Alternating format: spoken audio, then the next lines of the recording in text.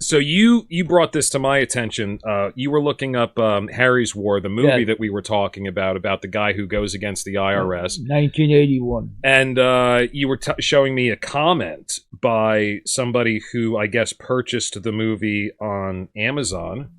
And I'll just read a little bit of it real quick. Harry's War was immediately targeted for takedown by the IRS, and as a direct result has remained extremely obscure ever since. I was fortunate enough to have seen this when it was first released in theaters, but that release was limited and short-lived. The IRS contacted every theater that was showing it or was due to show it and threatened to audit them into perpetuity. This was confirmed to me by the theater owner where I saw it, who was willing to stand up to the IRS. He was indeed audited for what were obviously retaliatory purposes. Jesus Christ, sorry. For multiple years thereafter. Why was the IRS so threatened by this film? For one thing, the film is extraordinarily accurate when it comes to IRS procedure, both legal and administrative. Only those familiar with tax law and IRS procedure are likely to pick up on this when watching the movie. If you pay attention, you can actually learn a few things about the injustices and blatant tyrannies of the IRS. The IRS director in this film accurately acknowledges, quote, the system operates on bluff. And if the American people figure this out and rise up, we're finished, unquote.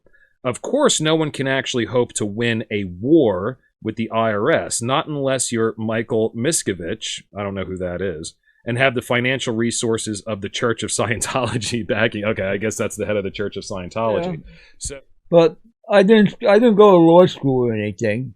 It's just that I learned the hard way by going to court.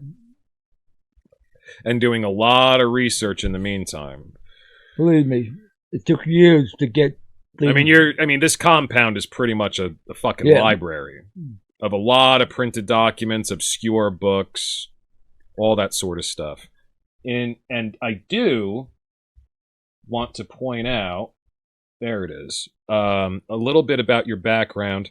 This is the book that pretty much got you started on this whole journey, isn't it? It's called The Federal Mafia, How the Government Illegally Imposes and Unlawfully Collects Income Taxes by a gentleman named Irwin Schiff. So tell me a little bit about how you got started with that. 1981, I seen the movie of the Harry's War. Then I got hooked up with Irwin Schiff.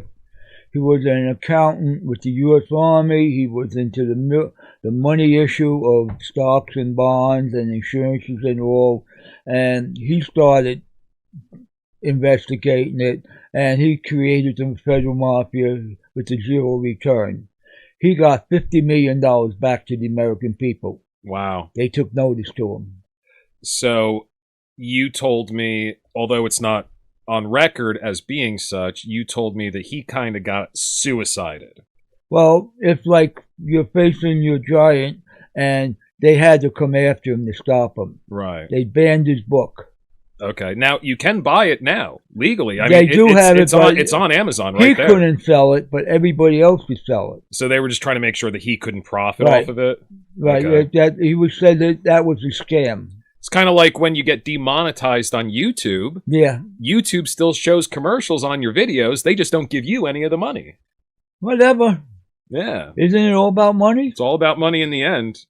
And everybody talks about racism and everything like that. There's a great quote. I think it's from the end of an episode of Family Guy.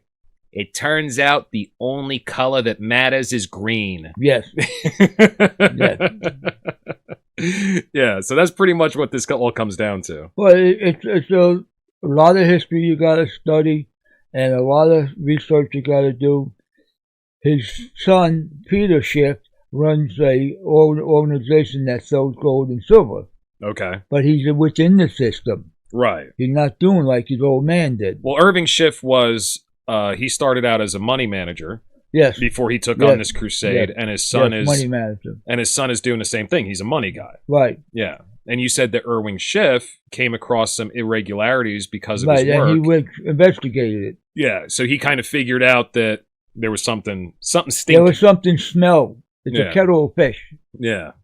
Even Joe Bannister, who's a gun-carrying ATF agent, found out, and he went to his boss, and his boss says, "You're going to resign."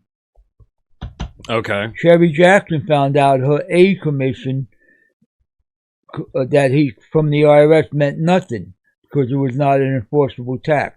She didn't have the E enforceable tax, and she went to her boss, and they took her to court and locked her up, and a few others have been put in jail that I know. Even some local guys up here.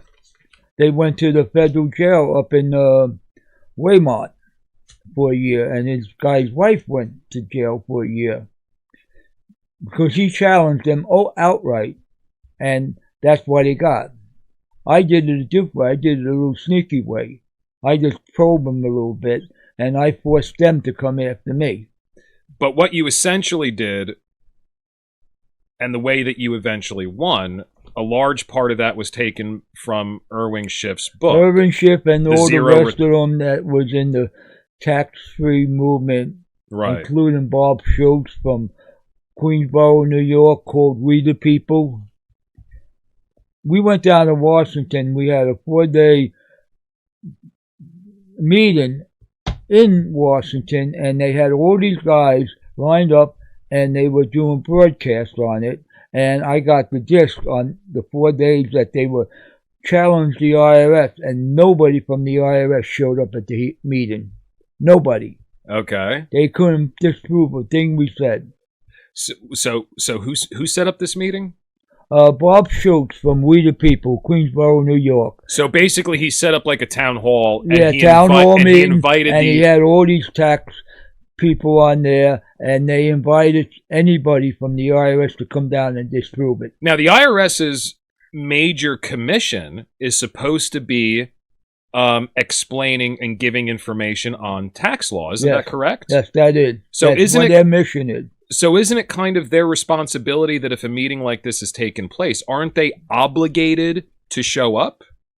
Yes and no. Yes, they are obligated, but you can't force them. Well, they should be obligated under law if that's their commission. No, if that's their commission, they should be obligated under law. They should come down and disprove what all these people said. But they couldn't do it. And they didn't even bother to show at all. They didn't even bother to show up. So I wanted to point out another document that you gave me. This is a huge document. We can't read. 19-page Dear IRS. Yeah, it's a letter to the IRS by a gentleman that did some research into. Yes. Obviously has to be a lawyer. If not a lawyer, a legal scholar. Right. Because it's incredibly in-depth. And I read most of it. And it is fascinating. It talks about how the way they get away with... First of all, it says that the IRS is basically a nickname given to the Bureau of Alcohol, Tobacco, and Firearms, ATF. No, there were Bureau of Income way back after the Civil War. They changed the name to the Internal Revenue Service. Okay. And then in 1913, they changed their ruling around. And then the ATF has always been around. But according to this letter and the research that this woman or gentleman did, it seems like the director of the ATF is nicknamed IRS. Yes. That's what he found out. It was never voted in by Congress to be a legal entity. So it's not actually a bureau. No. As a priori, it's not a bureau. No, it's not. Okay. And income tax is not constitutionally enforceable because there's only two types of tax that are... Three types: alcohol, tobacco, and firearms. Well, no, but I mean, there's the one that's apportioned. And yes. What's the other one? Indirect and direct. Okay. So let's end on this. On that letter to the IRS by that legal scholar, whoever it is, there's something on there about when you file a 1040, you are remitting tax to the Philippines or the Virgin Islands or Puerto Rico. Can you explain that a little bit? Puerto Rico is an audit firm that by treaty, all the 1040s go to them. They audit the thing. They're like the bookkeepers. They send the information to Washington, and Washington decides what taxes you pay. Okay. But it's a treaty that they made way back in 1904, 1905. So essentially, when we pay income taxes, are we paying taxes on behalf of U.S. territories? More or less. And that's how they legally get away with it. That's how they legally get you. Plus the perjury form on the 1040. If you sign that, you're agreeing to their corporate laws. Okay. And if you don't sign it, they can't process the paper. And you showed me the zero return that Irving Schiff talks about in his book, The Federal Mafia. And that's most of what you did follows that book. And he talks about the zero return. You can't sign that perjury box. No, you don't sign the perjury box. Otherwise, no. He made the zero return. I enhanced it with the tax statement. Right. I backed it up. And we're gonna put that online. We're gonna find a way before this is edited and put up. It will be in the show notes for anybody who wants to read it. On that note, do you recommend that other people follow Absolutely this path? Not unless you got nothing to lose. Okay. Everything to win, and you have courage to go forward, because you are going to meet a tsunami of people that are going to come after you from the government, lie to you, tell you lies. You're going to go up in court, you're going to face a judge, and the judge is going to lie to you, and the lawyers are going to lie to you. So the whole system's a lie. Okay.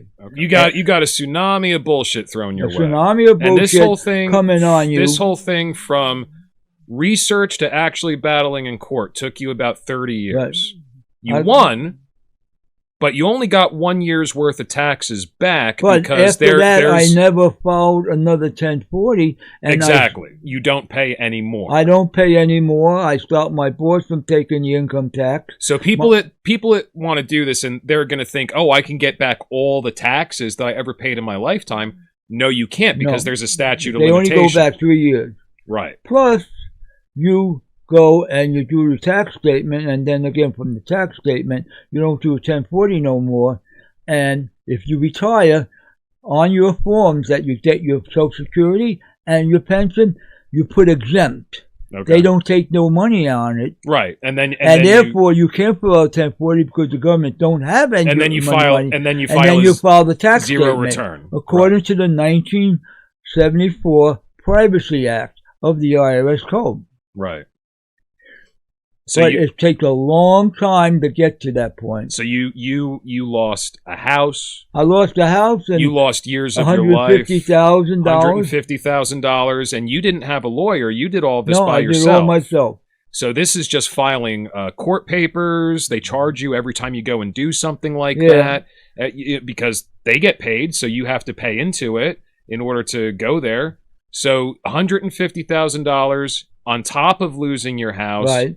Years of your life, but you fought and you claim that you did win, and it can be done. It can be done if you're willing to take your chance. If you got nothing to lose and everything to gain, you could get your freedom. Right.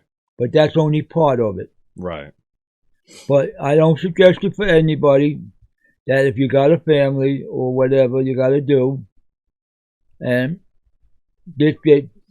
I may have insulted a lot of so-called educated people, but they got tired of me. You don't say. I am like a I am like a grain of glass in your foot, and every time you step down, I'm pinching you. Now you say you don't want to deal with me no more? Well, then leave me alone. You delight in doing that as well. I mean, I get that impression from you. Well, I like you said, death and taxes. We all going to die. But let's get rid of taxes out of life. If people want to get in touch with you, if they have any questions or anything, or they just want to tell you that you're crazy or whatever, you call me what you want. You said Twitter, I won. You said you did? Well, according to that little photocopy of a check that you gave to me, it looks like you did. I'm going to be honest with you. That's what surprised me, because I've heard a lot of people talk shit about this for my entire life. I've heard people talk shit about this. But when it comes down to it, they're just talking shit. You know, nobody ever does anything, but you actually fought, and according to the paperwork that you've shown me, you've won. I won on principle. I wore them out. They don't want to bother with me no more.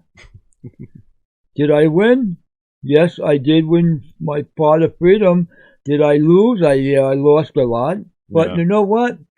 Everybody has a price in the battle.